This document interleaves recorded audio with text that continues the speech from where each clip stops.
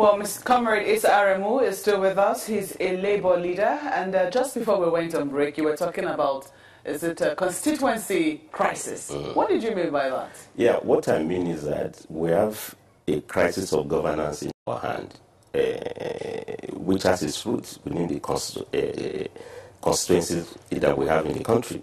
I mean, whether you like it or not, all the agitators, the hate speeches are coming from constituencies.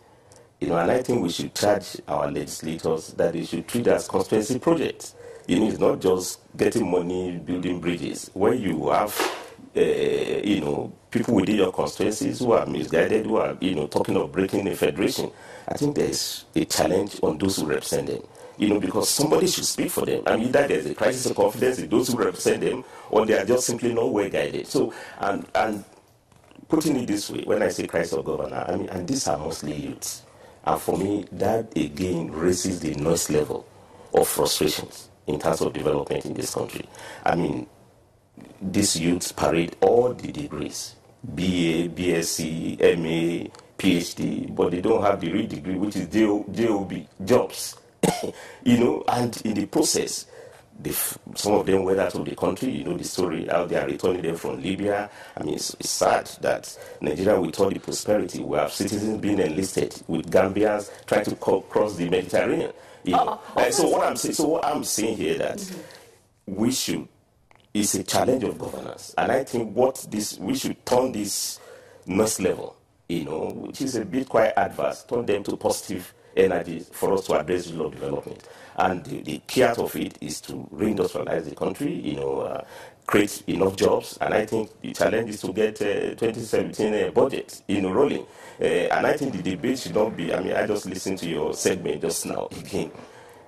Crisis of leadership, of governance. It's about power show, who has the power to do the budget. I think what we need is who has the power to deliver. Let us talk about, let's of this budget, yeah. Well, maybe first of all, we should go to Lagos. Okay. So they can also send in their questions.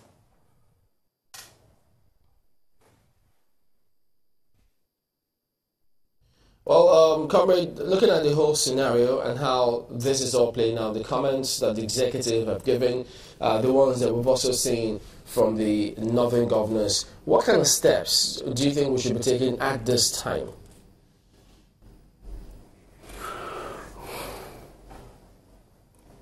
Well, I think I lost touch with the first segment of your question.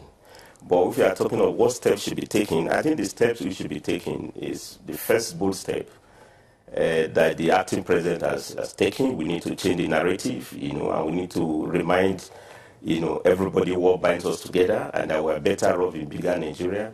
And I think the other step is that for all other stratas of governance to get cracking, to get moving. Nigeria has a whole group of former head of states. In fact, they can actually form a union. We are the elders. They have to speak out. We have the 36 governors, in all the states.